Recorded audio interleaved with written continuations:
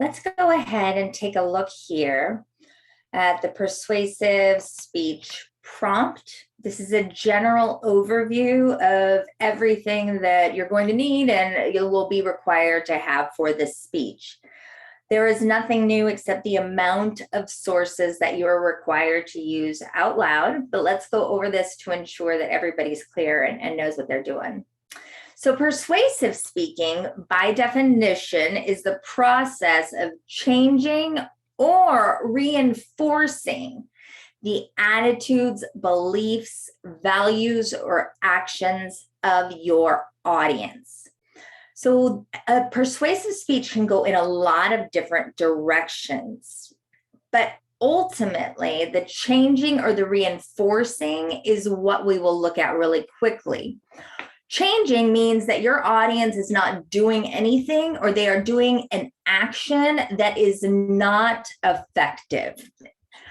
But reinforcing potentially or changing their opinion or their belief or their attitude about something, right? And so this is what we try to do all the time when we try to change somebody's opinion about a policy or about an action or about the way to feel about somebody or the way to feel about something. But the other way is simply to reinforce. A lot of the time you're hearing messages that you've already been persuaded about. So if I was going to give you a speech like to persuade my audience to go to college, right? You've already heard that speech. You're already doing that action. It's simply reinforcing the attitude and the belief and the values that you already have toward school. And so we are exposed to persuasive messages all day long. In fact, 80% of our day is engaged with these different types of persuasive messages, typically getting us to take action or alter our beliefs or our values or our ideals in some shape or form. So know that you are already well versed in persuasion because you've more than likely been persuaded or been actively trying to persuade somebody in your lifetime. So we are going to be working on specifically a proposition of policy. There are 3 different types of persuasive speeches: speeches of fact, speeches of value, and speeches of policy. Speeches of policy will have elements of a fact and a value speech within it, but a policy speech is one that seeks to urge the audience to take action on something. And so we will be talking a little bit about that policy as we go forward in some more depth, and then specifically in how we organize it. Your speech, once again, is to be 5 to 7 minutes in length. And I want to encourage you to, in fact, practice for that time. If you come up short, what else could you add? What do you need to maybe take away if it is getting long? So keeping that in mind for the sake of the rest of your audience and their performance time as well. So in this speech, you're going to provide a variety of effective supporting materials. So statistics, examples, testimony, ways that you can illustrate and clarify your ideas to the audience. You're going to work on creating an effective and logical set of arguments that are free from fallacies. And within the readings this week, you're going to read about the concept of logical arguments, whether that's an induction or a deductive reasoning. And then you'll learn a little bit about fallacies, which are errors in one's reasoning. And the fun part of learning these is not only for your own sake of making a persuasive message, but also for becoming a critical listener of other persuasive messages that are presented to you, knowing whether to accept or reject those on the basis of the arguments is, I think, an incredibly effective tool and skill for you to have, not only, of course, in the academic realm, but just as a human adult being living and needing to make decisions, where people are going to be providing you with a lot of options and a lot of different ideas, a lot of different opinions, a lot of different perspectives. So knowing how to fish through that and listen for what is factual and relevant and accurate is a great skill to learn throughout this process. You will need to conduct research on your topic to enhance your credibility and the strength of the argument itself. So we will talk a little bit about where to do that research today and how to get into it. But you're going to want to find out what's fresh and what's new and what's exciting in relation to your specific topic. The last thing that I'm going to put in here is for each of you to use 5 credible and reliable sources. In your last speech, you were required to use 3. In this one, you are going to be required to have at least 5 to support your claims.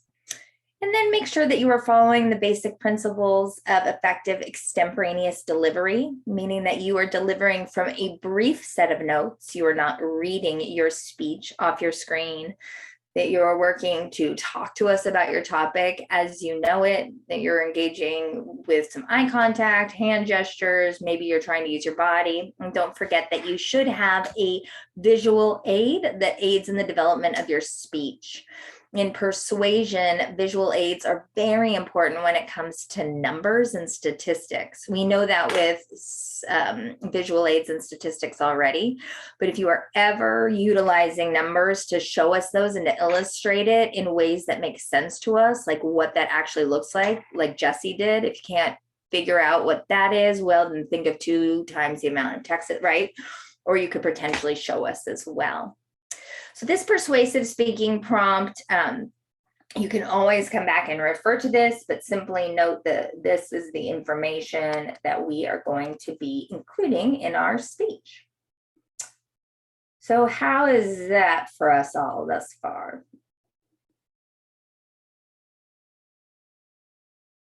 I'm going to assume amazing, allegedly. And okay, I'm just going to actually take this one away.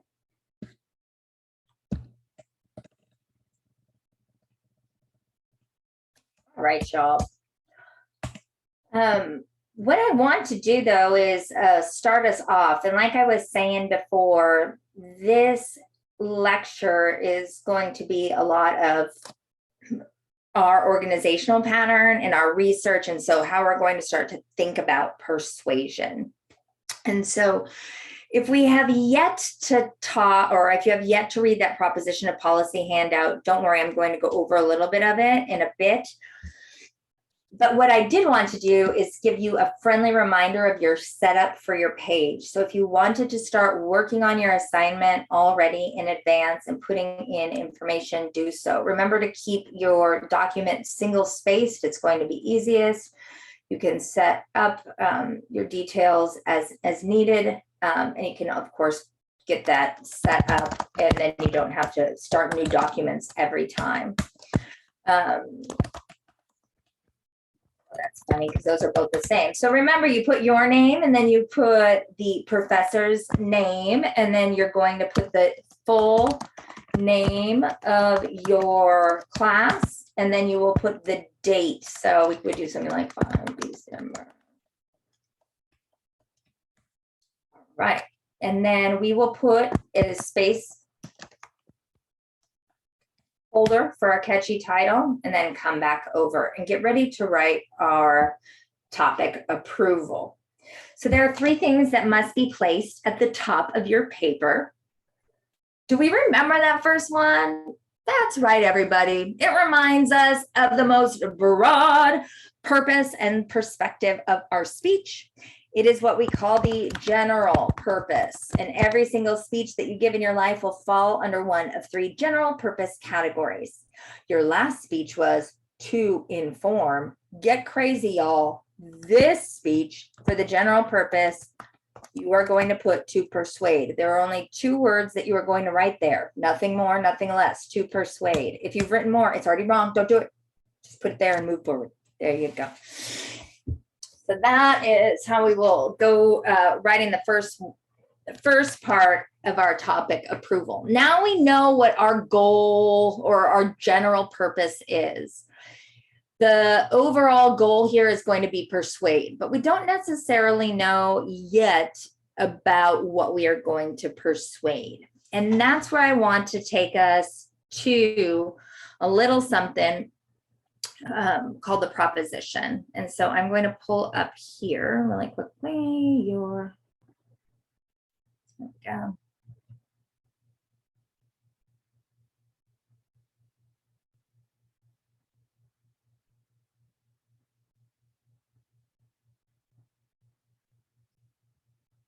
All right, team. So we'll come on over here. You can check out the old here, general purpose and propositions. I will go ahead and put this PowerPoint up in our class, so you can always refer to it or look at that if you would like. And here I have recorded a lecture alongside with the general purpose. So you can always go back and review that on your own should you want to. So let's look first at brainstorming a persuasive speech topic for our narrowed focus. We need to take on a topic that is going to be about 5 to 7 minutes. And so that means that we are going to need to narrow down our perspective and our insight on really what we want to talk about and what's going to be capable to talk about and what my audience is going to be able to take action on or do something with. And so to get in our mind, like I said before, if we know that persuasive speaking is this speech that's designed to change, to reinforce our beliefs, values, and attitudes, we are going to be shifting from that idea of informative speaking. And when we're looking for a topic, we want to start to look at something that maybe does not necessarily have an answer, or where there are multiple perspectives on a collective truth. So there's many ways to go about obtaining this particular action. No longer will we be objectively communicating information without our opinion. And your opinion is going to be an informed opinion. It's going to be a researched opinion. It's going to be a validated opinion. Your opinion is going to be made on facts. And so it's not that you're giving an opinion that it isn't warranted. That comes from somewhere. It comes from your education, and that's what you have created. So you finally get to say what you think and what you think should be going on, and really how you feel about a lot of these topics. So topics to exist within persuasion must exist as they, like, there's this concept, like exist within the realm of persuasion. The topic must be worth arguing.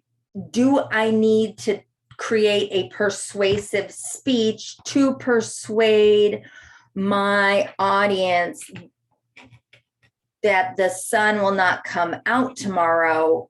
It's not a necessary speech. In essence, the sun's going to come out tomorrow unless the whole world explodes. But that's something that's been proven that we don't need to do to persuade my audience that France become the 51st state in the United States. It's not going to happen. It's not necessarily on the table.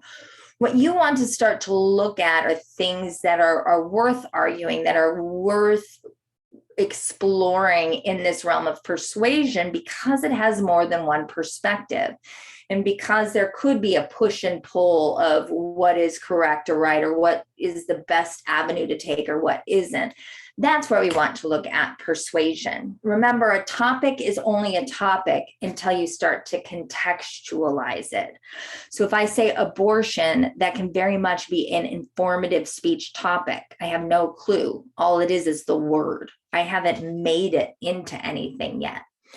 So we are the ones who will start to formulate that and really put that into the, sorry, y'all, I didn't realize that this is like so up and on. And let me actually just take off new share. Let me just take off that one, and we'll just go into this one, and you can just look at all these fun things. Okay, cool. So selecting a topic. Here's what I encourage each of you to do when you're starting to think about it. One, select something that you're already advocating for in real life. Is there anything that you're already a part of, an organization you're a part of that you believe in, that you like repost on your social media because you're so passionate about it, or that you volunteer with, or you do? That may be something that you could tackle in the class and you already know a lot about. Is there something that you've already written about in another class, perchance a persuasive topic, or you've touched on like an area and you can start to expand that, or you've written a different argumentative essay and now we can put it into a different approach. Potentially now you'll use this policy rather than looking at it maybe as a fact instead. And the last thing that I really encourage each of you to do is to research organizations and foundations that help a problem of society. And so what does this mean? Well, when we are looking at an action, and we'll start to talk about this, typically there's going to be something that's going on. If your audience needs to take action, then what is something that action that we can take to make a change or to make a difference?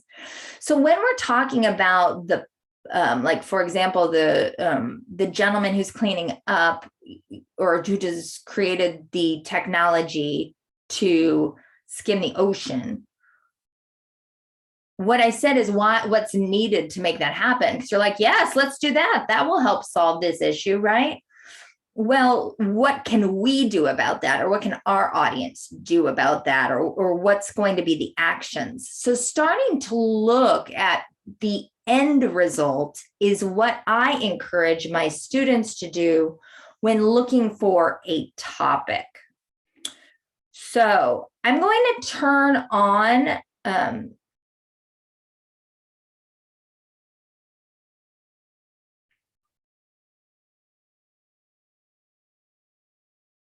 I'm just debating if I want to do this one or not. Hence the, let's see, does this have the edit in it?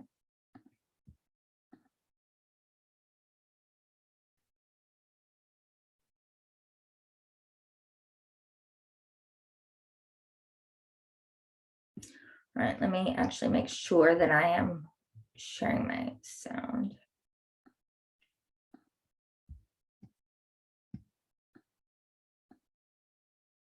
All right, y'all, we're going to play this video real quick and then come back.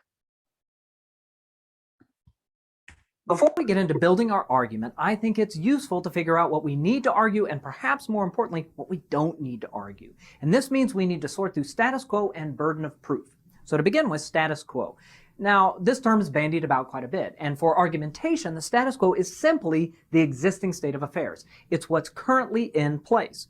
Let's say you want your office to support a new family leave policy. Maybe right now, mothers get 2 weeks of paid leave after giving birth, but fathers get nothing. They get nothing. Okay, well, that policy of mothers getting leave and fathers not, that policy is a status quo. So if you want to change it, you're arguing against the status quo. Now, if you think the policy is totally fine, you're arguing in defense of the status quo. And in this sense, status quo is neither good nor bad. It's a descriptive term. Oh, and you might hate fathers, so that's your own issue that you got to deal with. But why bother to know this stuff about status quo? Because it helps us figure out burden of proof. This is what your argument needs to accomplish. In legal cases, many countries formally place the burden of proof on the prosecution. All right, we call this sort of the presumption of innocence. We assume the defendant is innocent until the prosecution convinces us otherwise. Many legal systems even go further and identify exactly what that burden of proof looks like. So in criminal cases, this is often beyond a reasonable doubt. That's a deliberately high standard. These cases, criminal cases, might revoke someone's freedom, and we take that pretty seriously. Now, in civil cases, the standard is often lower, preponderance of evidence. That's more probable than not. We're not talking about locking people up in these cases, so the burden of proof is lighter. In the U.S., we had a famous court case, O.J. Simpson, famous football player. He was accused of murdering his wife and her friend, and in that trial, he was found not guilty of murder in the first degree. Now, that was the criminal trial. Afterwards, he was taken to court by the families of the deceased and found liable for their wrongful deaths. That was a civil trial. A lot of things were different in those two cases, but one of the driving factors for why he was found not guilty but responsible was due to the different burdens of proof in criminal and civil cases. Well, that's great, but we're not in a law class. Why are we talking about this? In argumentation, we don't have such a clean standard. We don't have a judge presiding over our debates. But the standard we should aim for is those who assert should prove. If you are arguing for a change to the status quo, you bear the burden of proof. That doesn't mean one is easier than the other. It totally depends on the case. If this studio were to suddenly catch fire, I would argue we should vacate. That's a challenge to the status quo. That's not normally what we do. We wait until the video's over. But seeing as the alternative is a fiery death, I think I can make my case, right? I can satisfy my burden of proof. It's usually not that simple, though. I heard a story from a rhetoric professor, Christopher Johnstone, a number of years ago. Now, he had left academia and he was serving on a city council. It's a small college town, and the city council dealt with a lot of zoning issues. Questions like, who could build what where, right? So one time there was a husband and wife developer team, and they wanted to build a small condo complex in the middle of a bunch of single-family houses. Now, in order to do that, they had to petition the city council to let them build there. Now, the neighbors didn't want this condo complex in their backyard. They thought it would lower property values. So the husband and wife developer team are standing in front of the council asking to build the condos. Councilman Johnstone says to the neighbors are worried that this condo is going to lower their property values. Can you show that it won't? And then the developers respond very smartly. No, but can they show that it will? They don't have to. You need to show that it won't cause more damage. You have the burden of proof. If they're wrong, nothing changes. If you're wrong, bad stuff happens. And that's why we say those who assert should prove. Getting this sorted out can immediately help you in day-to-day discussions. Do you have the burden of proof, or is it on the other side? And once we know this, we can use stock issues to build our case. Okay.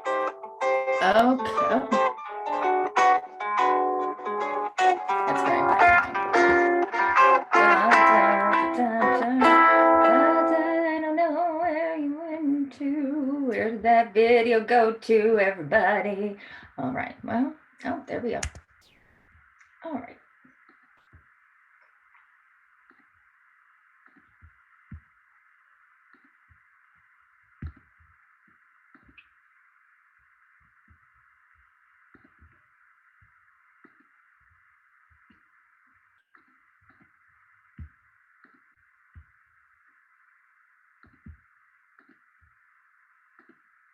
All right. Okay, so let's talk a little bit about this status quo. And you may have heard the status quo before, but for each of us, we want to look around the world around us, right? That's our status quo. That's what's going on. I'm going to guess when you look around, there's something that you're like, that's not right. That's not working for me. Ooh, that's not fair to that person. Ugh, this is so frustrating. What is it that's happening that maybe you would like to see potentially changed?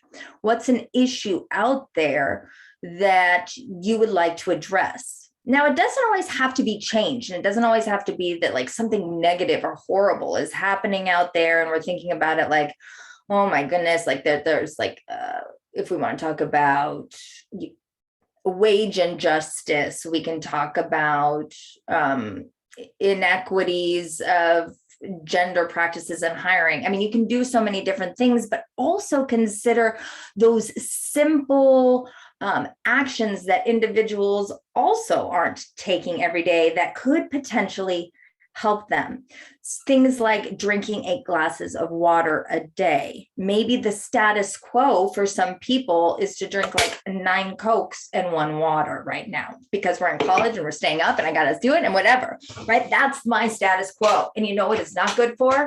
Everything. But I think it is because I'm still doing it, but I can't stop. So why not give me a speech about it, right? Or is it something about exercise? Or potentially, is it a new practice? And this is what we did over COVID, like in 2020 when we were doing this class. I was like, tell me like something that you learned to do during COVID to like help us all out. Even if it was like, here, I want each of us to go use the counseling service at, SMC, to start a meditation practice, to use an app to organize, to turn off your cell phone when you're active. That's maybe even one way to start compartmentalizing just how you and personalized this speech can be. That when we think about persuasion, we think about these grandiose topics, and those are imperative and important to take on. And you will for the rest of your life, and you will throughout the rest of your collegiate courses. But in this class, let's learn how to talk about those big issues in ways that make sense to us right now. And so just getting those basic skills in the easiest way possible is really what I want you to think about. So to know what to start brainstorming for our persuasive speech, we need to know where to look, of course, and where will a society and the status quo be. And that's really what we want to kind of just look around us, see what we have going on. Look in your community, look at your schools. Is there something that you don't agree with schools that's going on? There's so many new laws that have just been passed that are really interesting for the community college. And if you've been, paying attention to some of that news, it's been much more relevant than it has been in the past. And in specific, and you should look at this one, but in specific, it has to deal with how the community colleges roll out classes. And this is fascinating because I really would be interested to think about what y'all have. Right now, we have something like guided pathways. You've heard of this or no? Maybe. All right. Guided pathways basically was put in to the community college system because let's say that you wanted to follow a particular career path, rather than just looking at the big ol' I get-see and starting to make those choices. These pathways would lay out these specific tracks of classes that you could take that are going to help to fuel and push forward toward that career. Rather than, I'm taking a dance appreciation class, I could potentially take a sociology class because that's going to eventually down the line help me out.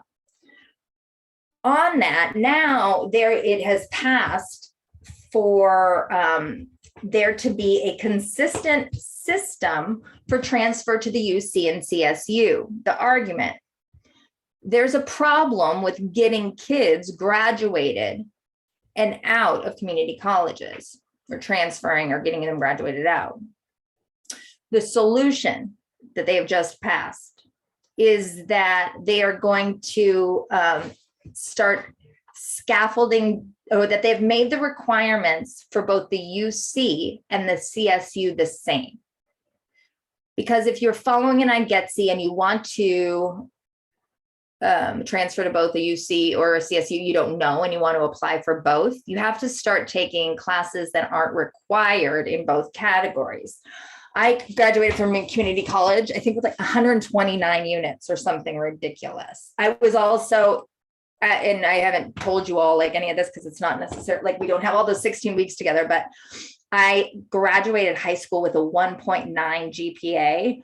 I never passed algebra in high school. I don't even know how I passed high school. I never passed algebra in high school. I was not somebody who ever put effort or energy into learning until I went to community college. So let's just so I had to take a ton of remedial classes to get back up and going. I mean, it was 5 math classes, 5 English classes, and finally I was there. So for those of you who know that path, that's one thing. But the second thing is that people come in and they just start choosing as well. And so they're getting kind of lost and taking classes that they don't necessarily need. So the idea is those two requirements will be the same. And so what that does is it starts cutting a lot of the classes from your community college system in general, if that makes sense. One of those classes is public speaking. So the argument now is that rather than having 50 sections of public speaking, we'll have 4. So great for students. I mean, I hope the pathway works. I hope that this is maybe something. A little bit of a pickle for the part-time teachers, because it's going to be a big loss in those areas. But who knows, maybe, and I'm willing to say, like, is public speaking, there's so many arguments to be made out of this whole thing. So it's really fun. Like, what other classes will get cut as well, like to see where that goes. So it'll be interesting. We can use that in turn. I don't know how you feel about it, but that's going to dictate what you can and can't take, what you'll have access to and what you won't. Is the experience to go to a community college one that should be holistic, that should allow the individual an opportunity to explore different spaces and learn? And that's still how you're going to get a collective knowledge. Or is it important to narrow the focus, have them continuously work on their trade and go forward to be able to do that when they're, I don't know, and look only at that. So I think there's like some real fun arguments there. Anywho, on top of all that, look at your friends, look at your family. What are they doing? Look at social media. What comes across? What do you repost? What makes your blood boil? What are you so frustrated about? The one thing I want to encourage you all to do is to go back and look at opposing viewpoints in context. And so opposing viewpoints in context will take us, pardon me. Oh, well, goodness gracious. Well, that doesn't help everybody. But it is in your library, if we all remember. Where do I go to my? Then I'm like, where's the library? And Professor Amanda? Yeah. Sorry for the bother, but I have a doctor's appointment. Is it okay if I can leave? Oh, honey, yeah, you don't have to stay. You can go whenever you want. You know that this will be available to you online, and you can just start at, an hour and 12 minutes or whatever. Oh, okay. Do you think I can schedule a meeting with you probably tomorrow, if that's possible? I may be able to. You can email. If not, you are more than welcome to set up an office hour. Oh, okay, perfect. Thank you so much. Oh, wait, no. In the conferences. Did you see that where I put it today, Danny? Do you think you can send it one more time, please? No, it's in the start your week here. I showed it to you at the beginning of the lecture. In the modules, if you go under our module for this week, in the start your week here, there's going to be a link to sign up for office hours on Thursday.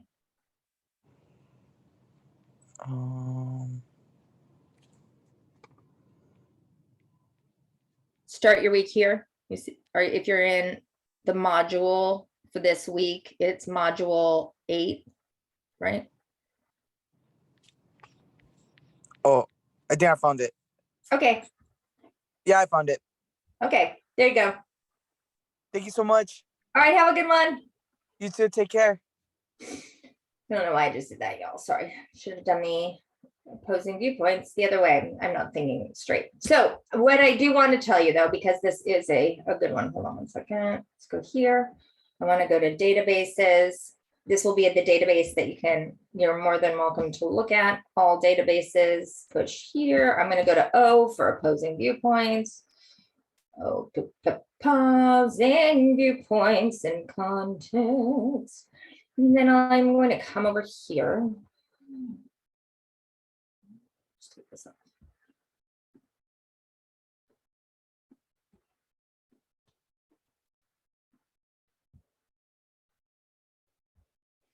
So opposing viewpoints, as a friendly reminder, is a database that presents you with, guess what? Opposing viewpoints. Now, that doesn't mean that there's just a pro and a con, because there is a pro and a con for sure, like the people who are for, people who are against, but those also have multiple for and against and reasons why and other arms of argument that emerge out of them. So they are multiple ways and multiple viewpoints on many particular topics that you can argue toward and forward. What the website does, of course, you can always just search if you wanted to. You can browse specific issues. And that's a great way to start and to start exploring what they have here. And what it will do, if we can see, it will simply list out the issues that are going on. If I wanted to look at something that I maybe don't, purchase, that I'm maybe interested in right now, maybe something like fast fashion, so we can look at that if we wanted to. It'll give you the general overview. So it'll give us a holistic understanding. Remember, and I told you about this, just you could use for any topic. Then down here, it's going to start to talk about a couple arguments: innovative, streamlined products, right? Cons: fast fashion has a pronounced environmental impact. Demand for affordable, trendy clothing, fast fashion company, blah, blah, blah. So we can start to look at some of the arguments that are made in here and even think, would that, in essence, make an effective topic that we could work forward and toward. I like these that have these specific questions as well, which are great because a question can always turn into an answer, a research question, right? Whatever the answer is ends up being your thesis statement. So I encourage you to look through these types of opposing viewpoints, but the fun part, if you come down to the bottom, what you'll start to see is there's, of course, the citation for you, which is nice, but it also gives you other options. And then expands also upon opinions and pros and cons. So you can see all the specific related articles, and maybe that will lead you into something else. So I want to remind you about the library and the incredible amount of breadth and depth. On the main page here, if you don't go into that, a reminder that, look, we can also see 9 different viewpoints that they've highlighted, some academic journals. This one says it's a problem. Wow, that's the biggest thing, right? Then there's images, there's infographics that you can pull for your evidence, potentially maybe a video if you wanted to show that as a testimony, news, magazines, statistics, etc. So note that it's a good spot to go to for some help. So that is in the opposing viewpoints database here. And you don't have, just really quick, I was looking for a CQ. No,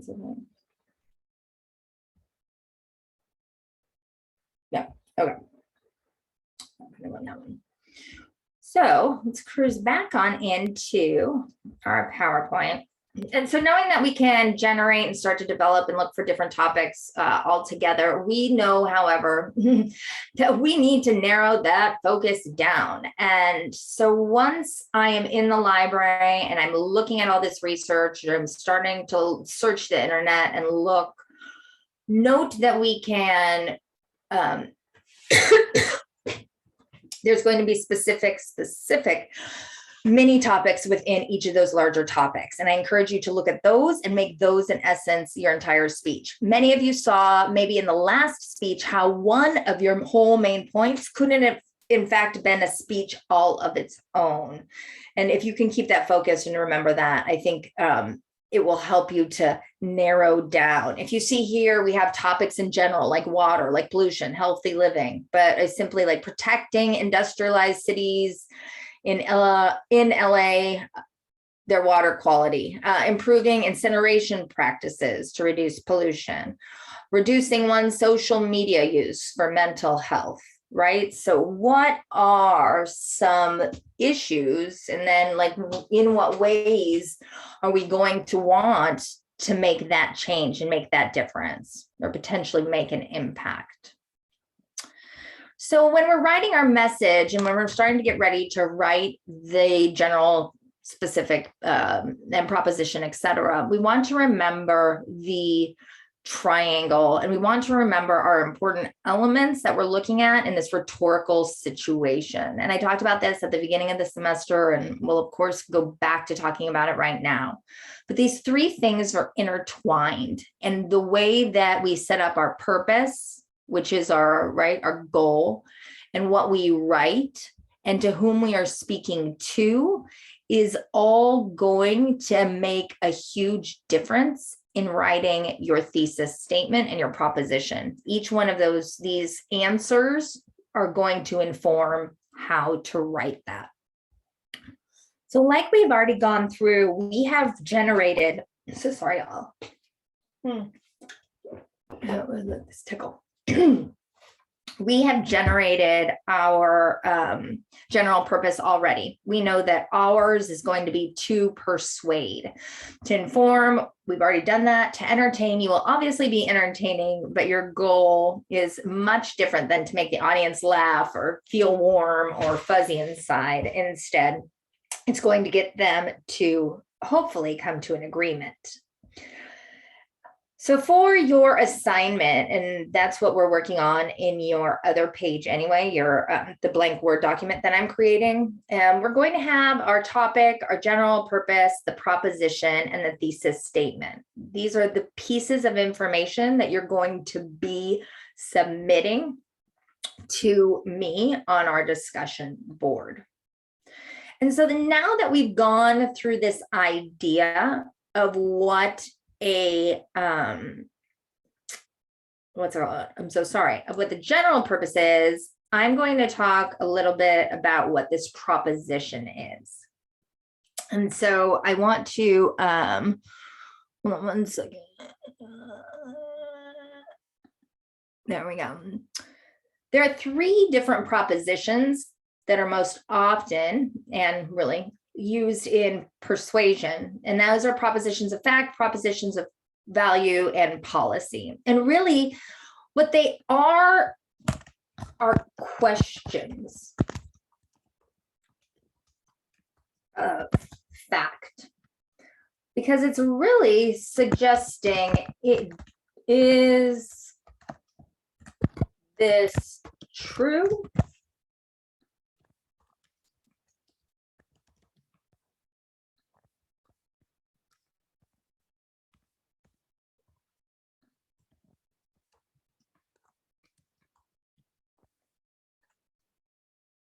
What we're doing in society is we walk around and maybe we're presented with particular options. One is, I'm encouraging you to vote for Joe Biden over Donald Trump. Or am I telling you to believe that Joe Biden will make a better leader than Donald Trump? Or am I going to give you a speech that says Joe Biden will make the best president? In the way, we have now asked different questions, if you're seeing, that are going to provide us with some different answers. One is going to be yes or no, we should or should not do it. One is going to be whether one is better than the other or not, or one is going to be good or bad, right? And the other ones are asserting that one is going to happen and one is not. You are exposed to propositions of fact, value, and policy in your life all the time.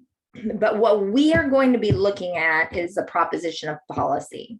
And the only reason that I'm going to tell you about fact and value is so that you can differentiate the two really quickly. If I have the same word, remember, abortion. Abortion is just a topic until you contextualize it.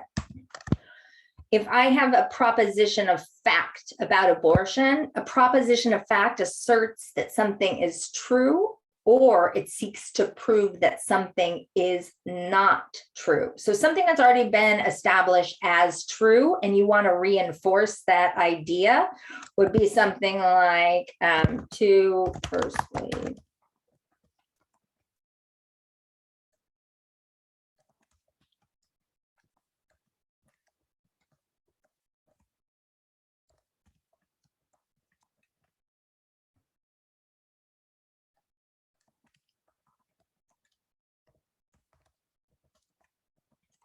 Maybe that's what I want to prove.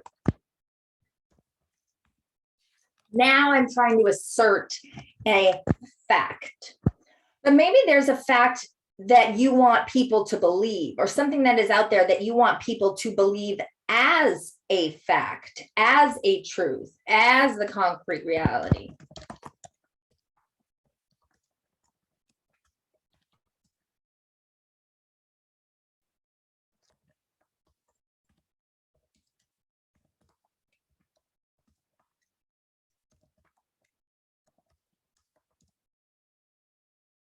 And now I'm going to try to prove that to be true.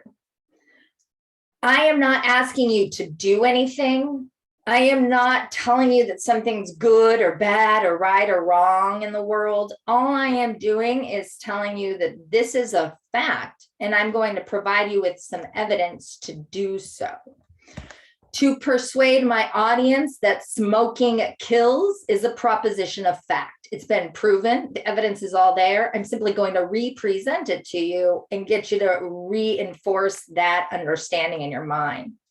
If I said something in turn for value, a value is when we assert that something is good or bad or right or wrong or moral or immoral or just or unjust. Now, we may be utilizing those underlying values in our arguments, but we're not going to write our entire proposition about something like to persuade my audience that abortion is bad for women. No. Or to persuade my audience that it is immoral to keep people. Is it? Now I have placed a value on it, because if we're doing any type of a value, that value is unique to the individual. It is not something that is a societal value per se. Maybe it is something like a freedom, which would be a US value. And you could, of course, utilize that within. But ultimately, your job in a value speech is to describe the criteria of that value and then simply show us how your policy fits into it. But we're not going to do that one either. The one that we're going to be doing is the proposition of policy. And the proposition of policy is a speech that advocates action for or against, what's that thing again? The status quo. And so meaning that we are going to urge our audience to take action, to persuade my audience to advocate against the Texas abortion bill or abortion ban bill, to persuade my audience that they should not vote for a national ban on abortion. Now we have something where we can take action, and our audience, in fact, can do something. And so, like we said, for or against the status quo. And hopefully it makes a little bit more sense now that if you are advocating for a status quo, that you are simply going to reinforce and defend that status quo. So something like, to persuade my audience that abortion should remain legal in California, or advocate against the status quo, to persuade my audience that abortion should not be legal in California.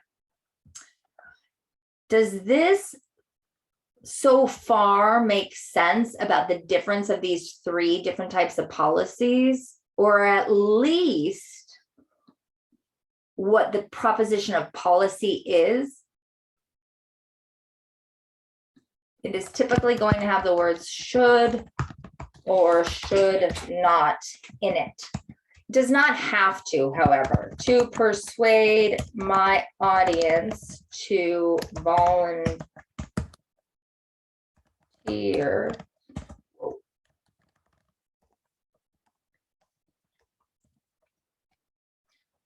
with Habitat for Humanity. I did not say should or should not in there, but you know that I'm urging you to take the action.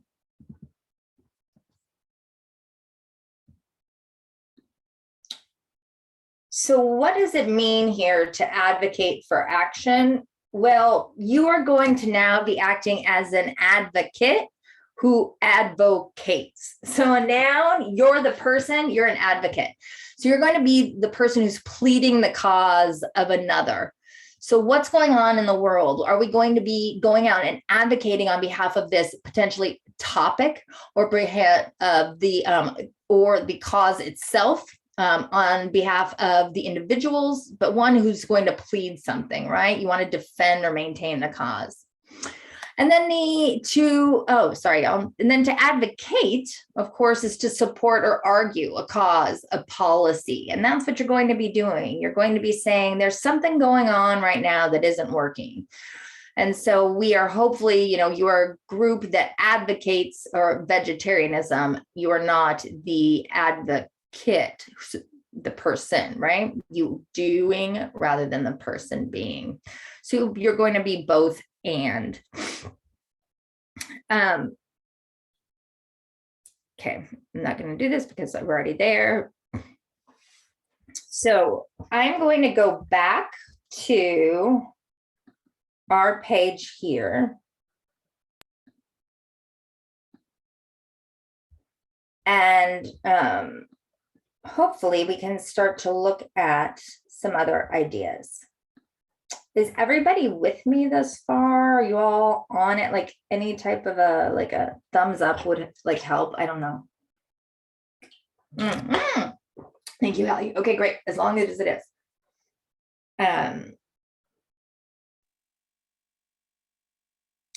Okay, let's look then at the, thank you, Jesse. Oh, yeah, Russell, thank you. Okay.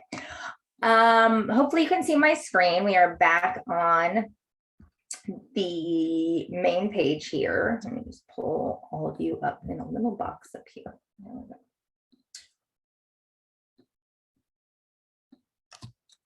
So for your assignment, remember we are going to you'll put the topic. Then you're going to put your general purpose. And now what we're going to be doing is we're creating a new specific purpose. So specifically what we are going to be talking about in a persuasive speech is something called a proposition. And like we just said, the proposition, fact, value, or policy. Your proposition is specifically what you are going to talk about. But what is a proposition? So if you don't mind playing along, Michael, have you ever heard the word proposition before? Yes, I have. Where do you hear it most often? In politics. Yeah, in politics. So like in what capacity of politics have you heard about these propositions? Like in voting, like Proposition 14 or they're like proposing a law. Yeah, absolutely. So policies, right? Where they're Yeah. trying to get maybe a law to take place. Is that what you said? I'm sorry, I missed Yes, Okay. a law, or yeah, a law. Okay, cool. Yeah, absolutely. So these propositions, that's usually where we hear about them. On ballots, something that we vote for, right? Yeah, voting. Yep. Absolutely. We also make proposals, maybe even in our work, right? And even in your future educational experience, you'll more than likely do some kind of proposal. Like, here's what I propose I'm going to do my speech on to your teacher, and you give it to them so that they accept it or they say no, right? Here's a proposal that I think that we should go forward with, and this is what we're proposing.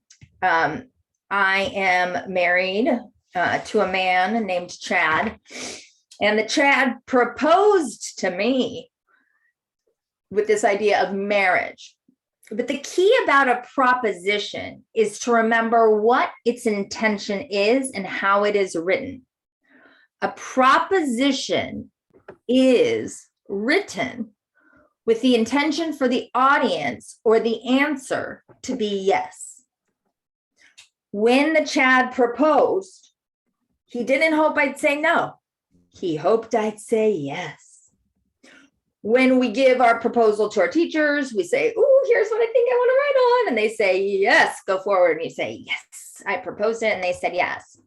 Now, a proposition on the ballot If you ever think, why do I get so many handouts when it's time to vote about all these propositions, and it's got a pro and it's got a con and it's got an A and it's got a B and it's got all these things, it becomes incredibly complicated and complex for people to read these propositions, in so much as there was a great controversy a while back of Proposition 8. And I don't know if y'all remember Prop 8 from back in the day when it was about same-sex marriage. The topic was same-sex marriage. Amanda, same-sex marriage. That's just the topic. But when you see signs that say, the assumption was,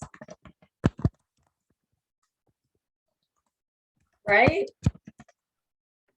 So vote yes on 8, same-sex marriage. He's like, what? Same-sex marriage? Yes, I'm voting yes for same-sex marriage. The proposition was written for us to say yes to no.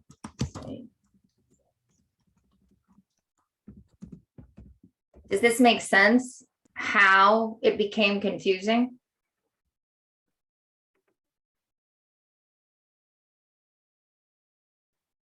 Yeah, I understand that. Yes. So what's the difference is that we have this is the idea was, oh yes, same-sex marriage. If you didn't read it, that's really what people were thinking and what people were advocating for. The status quo in California at the time, same-sex marriage was already legal. This was to repeal.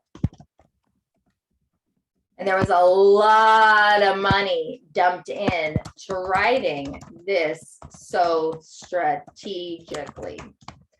Because the way that proposals work or propositions, anytime you read it, know that it's what you want your audience to say yes to. So at the end of your speech, we know that we want to persuade our audience. But specifically, what do I want? Yes, to. What action do I want them to say? Heck yeah, we're doing that. Does that make sense to y'all? So you'll always end it in that way. All right, give me 1 hot second. Let me bring this here.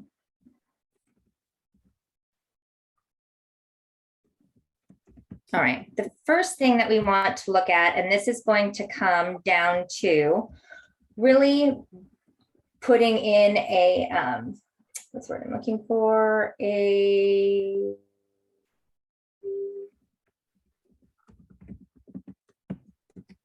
Okay, hold on, I've much lost my train of thought. Equation, here we go. So much like that of the informative speech, where you bring down the general purpose, you will do the same. Oh my gosh, you will do the same here. And then what we are going to do is we are going to put a line here, but this line is now going to represent your audience. Remember when I talked about the audience, the message, and the purpose all working together? Here is what's going to become important to note.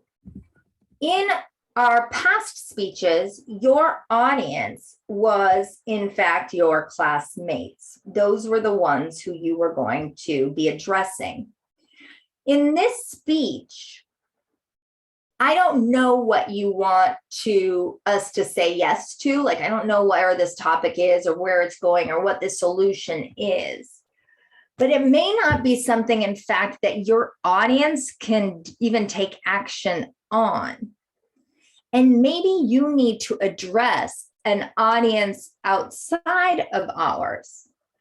In that case, you are more than welcome here to put a different audience and write your speech to that audience. So I'll use an example of another friend from class.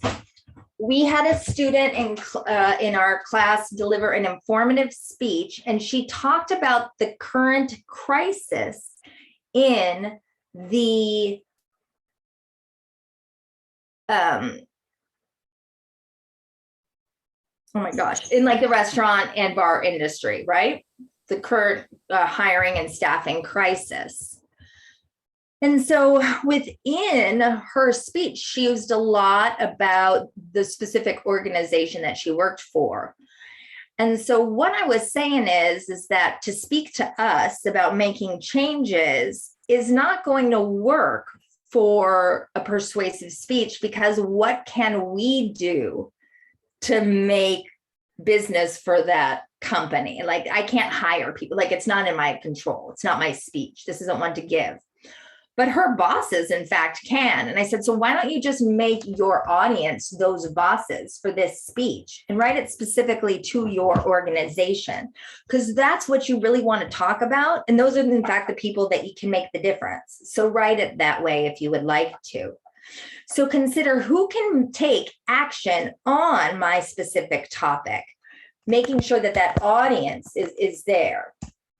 So I'm going to put your chosen audience here.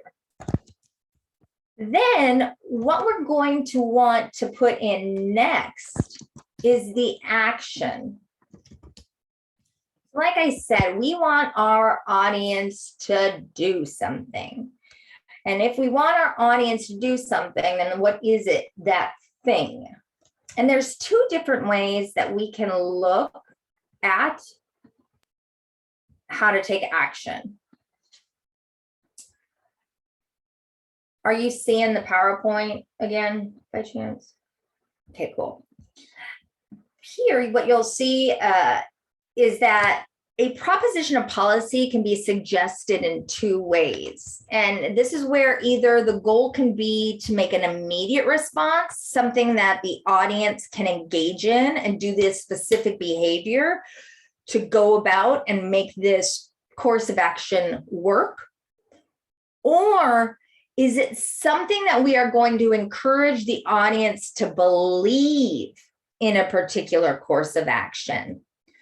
So you can do two different ways where I could directly tell an audience, hey, bosses, here's what you can do to hire. That's the immediate response.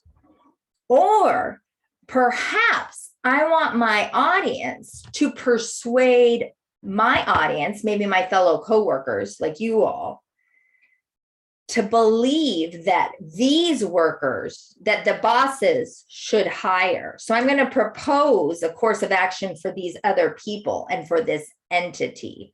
And you should believe that they should take that course. So these are the two different ways. One is where you take the action, or you encourage the audience to take the action and give them things that they can do. Or is it that we want them to believe that this course of action taken by another person that I'm suggesting is going to work? So making sure that your proposition is written in those two, in one of those ways. And that is directly connected to your solutions. So I want for us to start to consider what this speech purpose and point will be. If we are urging the audience to take action on something, eventually we are going to arrive at a space in the speech where we give them those tools to go do it. And so how our speech is going to be set up is with a problem solution order.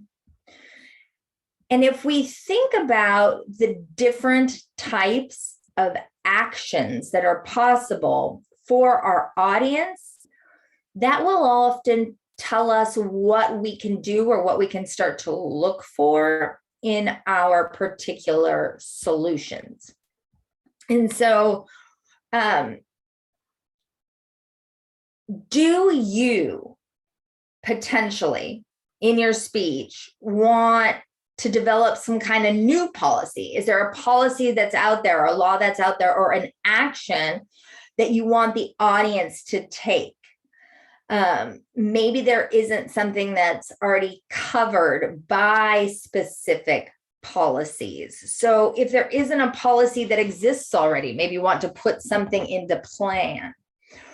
Or do you want to say that, and you know what I'm not going to do? I'm going to actually just write this out. It's going to be so much easier if I just show you what this looks like.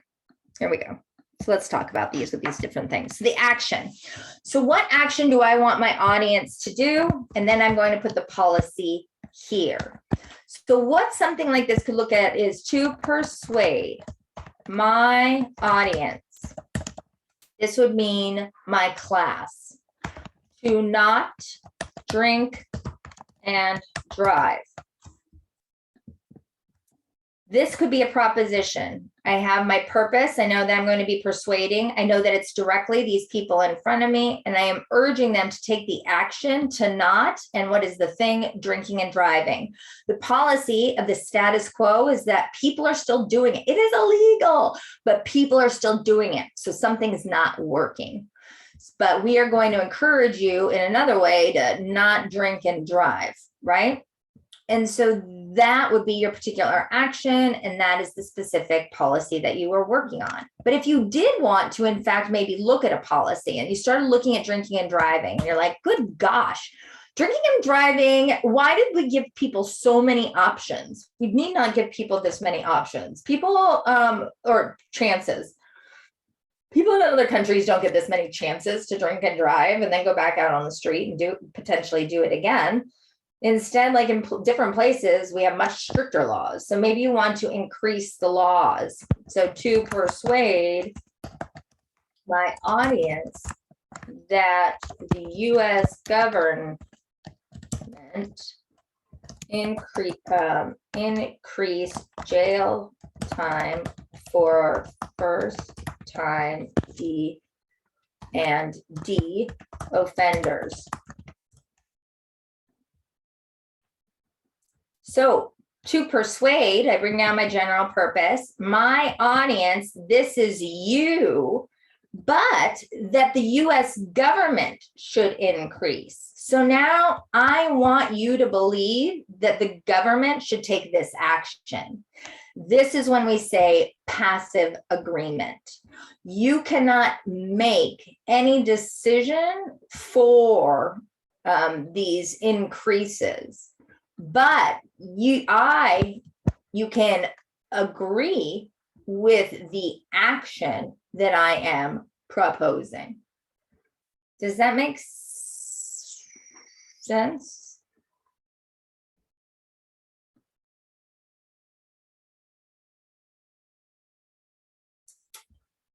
Okay. Maybe. All right, cool. Does anybody have an idea of their proposition? Or I'm saying, and you don't even have to write it. Does anybody have a topic or an area that they would like to look at? Yeah, I have one, Amanda. Oh, yay. Okay, what did you looking at? So I kind of had a question about like recruiting people to like apply. I guess for me it would be, I guess my topic would be, I want to get first gen students to apply to EOP. So how would I do my prop, or I guess my sentence? So you want first year students to apply to EOP? Yeah, because I guess not everyone could apply to EOP. So I guess mine would be to persuade first gen students to apply to EOP. I guess, I don't know. I'm trying to get a way to you just said it perfectly.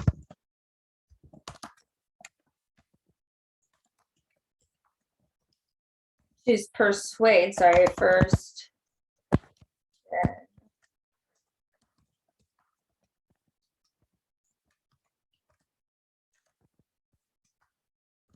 Yeah. Is there an S? No, it's just EOP. And that's exactly how you would do it. So to persuade first gen students, fantastic. Now we know who your who your audience is. To apply, there's your action for EOP, and there's your policy. The policy is that EOP is available and not every person is taking advantage of that. You should. Does that make sense? Yeah, that makes pretty sense. Oh, yeah. Okay, good. So this would be your general purpose. And here is your proposition. Awesome. Anybody else have one that they want me to do? I have one. Sure. What are you thinking? I have why public defenders need more funding. Okay, I did not know. Oh, excellent. Okay. Oh my gosh, I'm so happy we just did this, and you are the best for helping me do this. Okay, let me show you one thing. This is going to be great. All right.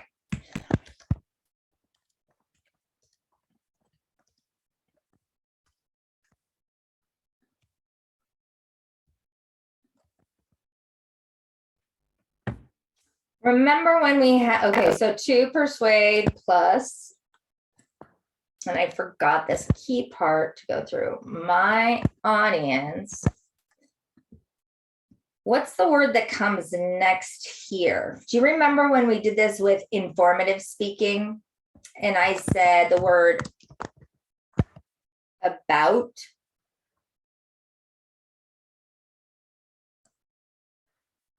Because in your informative speech, right? It was about and that, I think, right? It About was and about or that. Thank you so much. Yes, it absolutely was. And so I would have it say about or that, because to inform my audience, that asserts that whatever's coming next is factual or should be in fact done, where about indicates that whatever we're going to talk about, in fact, is more informative. Let me give you the roundabout way of it. So when we say why they need more, that would be an about. Instead, what is the action that can be taken? What can happen to get them more money?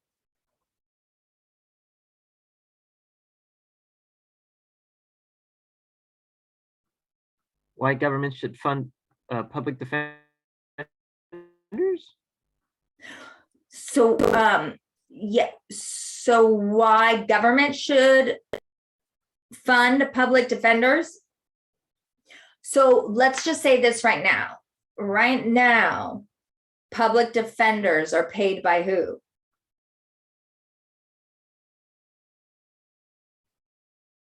The government, correct? Okay. So why do I need to give this speech? What's the problem? Something's not working, right? Government, public defenders are underfunded. Oh, Yeah. interesting. So we need to do what? Give More. Give more. more. Because if they're already giving it, then that argument's redundant. I don't need to argue why public defenders need government support, period. They already have government support. What more do they want? Oh, they want more. So to persuade my audience that the US government increase funding for public defenders. Does that make sense? Mm-hmm. Because now we have an action, right? To persuade. That's what we know we're going to be doing. Who? You're going to talk to your audience. And then you're going to tell them that the government is going to need to increase. This is the action that needs to be taken, and by whom. And what's the policy? Funding for public defenders, because public defenders are already getting funded, but the funding, it doesn't suffice. And so that is the policy that needs to be addressed. And so believe me, you're going to talk about why they need it, and you'll talk about ways to do it. But if the proposition isn't worded as we should be doing it, then the entire argument becomes off.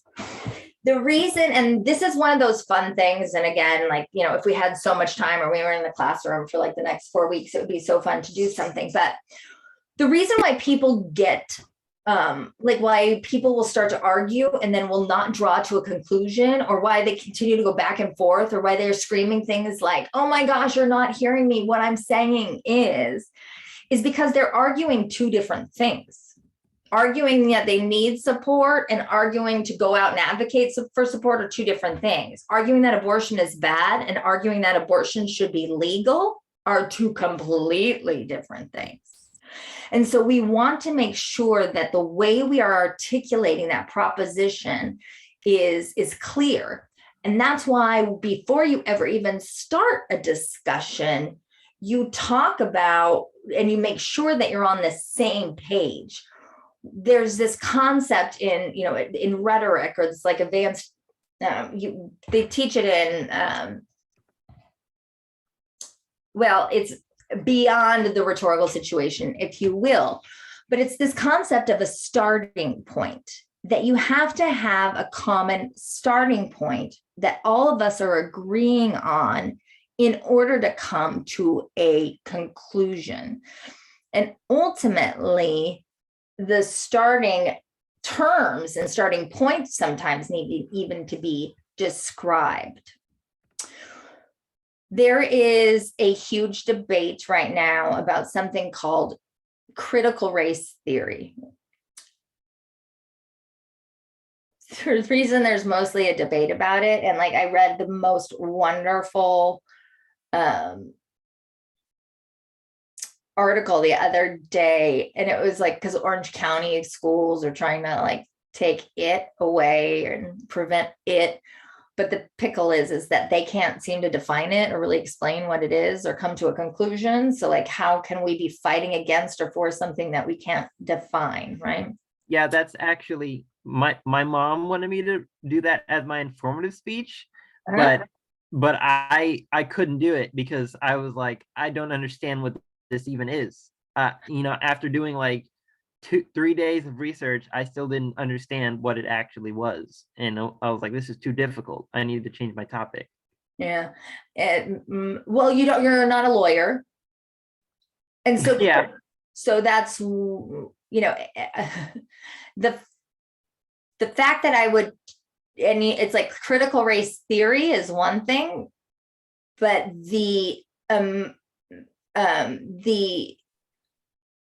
results of the theoretical findings allow for a space for something like Blackish to be on TV. Do you watch Blackish? Have you ever seen Blackish? Yes. Yes. That would be something that would be taken away in education under critical race theory, because it asserts a narrative that perpetuates or pushes forward that the way that the status quo or things were done was potentially not okay, and that things still exist from that to this day. And so the ideologies that come to emerge out of critical race theory are typically those of colonial, you know, like these ideas of colonialism, etc. Anywho, so it's a whole long Oprah that we could go into forever. And I'm more than happy to send you any information you want to. I teach it in my intercultural class here at SMC. I mean, I'm a critical theorist, so it's like my entire being is grounded on critical theory. It's just the way that we look at the approach. Critical theory means that we look at the power systems in any type of environment, and then we see how that influences our communication, which then influences how we behave and believe and think and do and etc. So I'm so happy to give you anything you want. Anyway, that being said, I think this to persuade my audience, the US government increased funding for public defenders is fantastic. Okay. I think it's great.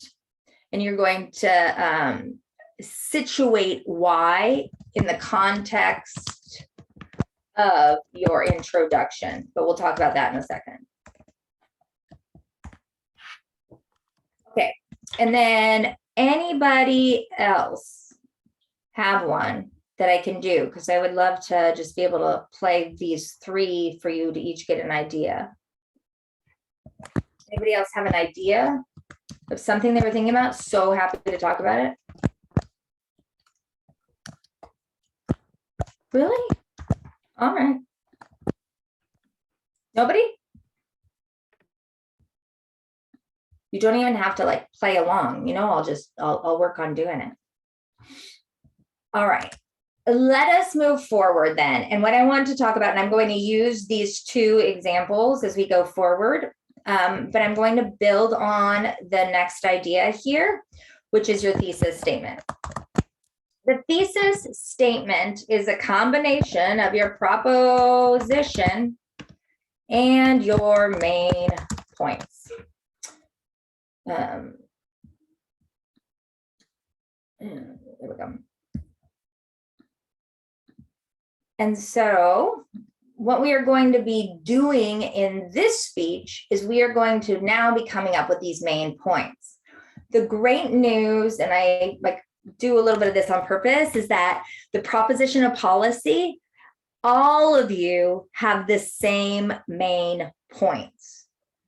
The proposition of policy is typically organized problem, cause, solution, order. For this speech and for the purpose of our class, and like I said in our introduction this week, I'm taking out the cause. You will not be doing a second main point. You will only have two main points, and that will be the problem, and then you will give us the solutions. So what is it, this policy that you are urging us to do? And then how are we going to do those actions, right? How are those actions going to be done? What I want, oh yeah, go ahead, Michael. Yes. So are we not going to be doing arguments and counter arguments? Not a counter argument. No counter arguments? Okay. No counter. If you want to do a counter though, I'm so happy to teach you. A counter is so quick and it's pretty easy to understand. And it's a wonderful way to learn how to engage in an ethical debate, mostly because of that. And so if you wanted to, you're more than welcome. So just let me know. And I'm so happy to send you a little like note on it and a little example. I actually just posted a video for my students today in my other class. And I realized that the one I did last semester, it's only 25 minutes long. So if you wanted to see it, I can do that. Can you send that to me too, Miss? Because I'd be interested in looking into the counter argument thing. Oh my gosh, yes, it's absolutely. So perfect. So problems will typically establish, like in general, the problems with not having your policy. The big deal with a proposition of policy is that you want your audience to take action. So think about it. If you are somebody who's already in your status quo, which all of us are, like doing things right now that we do in our typical fashion, it's just what's comfortable, it's what we've been doing, it's what's easy, it's really how our life is going. And you want me to do something, my first response to you when you say, hey, give me $20, is not going to be no. It's going to be, what do you think, Jesse? Are you there? Excuse me, can you repeat that, please? Sure. If I said, when you were younger and your parents or whoever reared you as a child said, hey, go clean your room, your first words weren't no. Your first words were Usually like okay. No. What a good kid. What a good kid. All right. Well, let's say I said, hey, Jesse, give me $20. Your first response wouldn't be okay. Well, I mean, I'd be like, I don't have $20, so. That would be a very easy one. If you don't have $20, what they, there you go, Christopher. Well, Christopher, say it out loud. Said Christopher. I guess you would just say what for, or what do you need the money for? Exactly. Or go take a public speaking class. You're like, ugh, why? I don't want to public speak. I mean, that's more so how I am now than how I used to be when I was younger. Right. Well, yes, because you probably have some agency. When you were younger, please. The same thing I was doing was saying, okay, absolutely. But in my head, I was like, why? I am perfectly comfortable sitting here in all this filth. If I need a piece of pizza later, it's sitting here on my side table. I can take a bite of it. I'm fine with clothes on the floor. This is your stuff. I'm good. So what needs to be done? What needs to be happening? Basically, we need to light a fire under our audience's butt and letting them know that something's happening and something's going down and that there's some problems that are going and existing because of not doing your policy or because of what's going on. So that is why we start a proposition, a policy, or anything that you're going to urge your audience to do with some kind of problem. So the first thing that you will do is you will establish the problems with not having your policy, right? Now, typically here, what we would do is we would bring in these causes. And for any of you who are interested in looking at the causes portion is really what we could call the reasons why some are not in favor of your policy. When we talk about persuasion, there's no way that we will all be able, or that we will be able to persuade the entire audience. Not every single person is always going to be on our side. But what we're looking for is a specific audience. And that specific audience can very much be addressed in this reasons. We call this our target audience.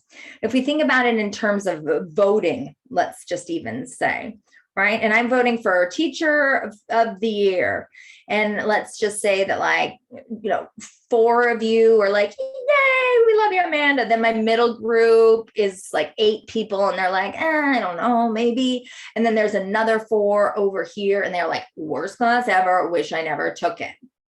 My target audience is not the people who are like, yay, because I already have them. We don't want to pander to them. I don't need their vote. It's why Democrats and Republicans come to California every now and a blue moon during a presidential election, but why they go to places like Florida and Ohio 16 times.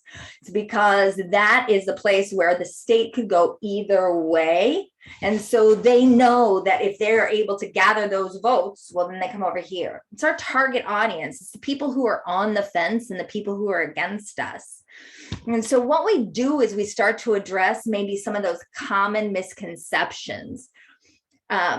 Some individuals like to say a conspiracy theory that may exist that you could address. I don't like conspiracy theory, the word, all the time. It's really taken a negative turn in these past 2 years, but I always used to just think of it as very rhetorical, that the second that you mark something as a conspiracy theory, it's already a crazy idea instead of just an alternative assumption, right? Something that could be argued in a different way. Anyway, that's a fun one. But it's simply to address these ways, to say, hey, well, that was a good idea maybe in 1960, but now that doesn't make sense anymore. So like, even like for public defenders, it's like, well, they're serving their community and that's what they signed up for. It's like, okay, I'm sorry, I didn't sign, to serve doesn't mean that I should have to then suffer as well, right? Something like that. It's like you can argue on so many different levels. You can argue like using the law, you can argue using your statistics, you can argue using a couple different things. And so I can always put that causes part up there because there is an awesome educational video that teaches you like those 3 different counter arguments. The counter arguments and then your refutation, the 3 different refutations to make. And then the last thing that you are going to do is you are going to give us your solutions. Now, solutions are the ways that the audience or your audience will take action, right? And I'm using the audience here as the actual, but also they're not, sorry, not the, well, it could be the actual audience, AUCTUAL, or for example, right, the government.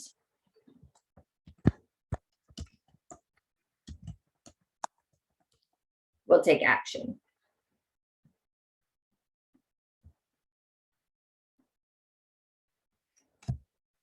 So let's look at what it looks like when it's written in real words. And then, 30, okay. So the thesis is what we are going to do next. All I'm going to do, and do not rewrite this, y'all, make it super easy on yourself. Make sure that the proposition is the same. All I'm going to do is cut and paste.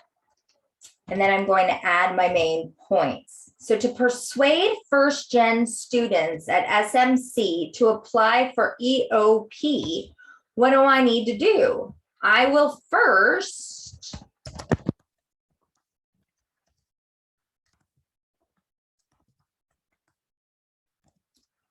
what am I going to tell them, do you think, Christopher? Some of the what? I guess the first requirement. Well, look up here. What's your first main points? The problems, right? Problem. So it says to persuade first-gen students to apply for EOP. I will first tell you some of the benefits of having EOP. Well, it's right here. So Oh, if my I'll main tell you some point, of the problems of not having EOP. there you go. Okay, Alright. so your main points are problem and solution. Everybody's first main points are going to be those problems, right? So making sure that we say to persuade, first tell you some of the problems with not being in EOP, or should we say having EOP, being in EOP? How would you say that? I'd say being in EOP.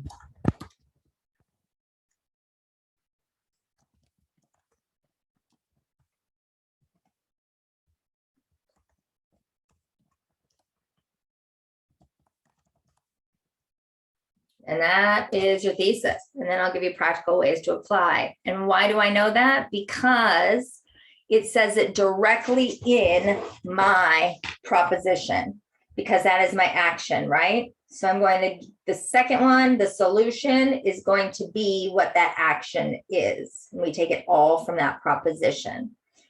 So in the same way here, I'm going to say the thesis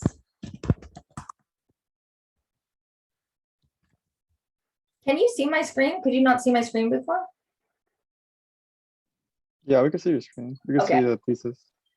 Okay. Copy. I'm going to copy. I'm going to paste. And I'm going to say, I will first.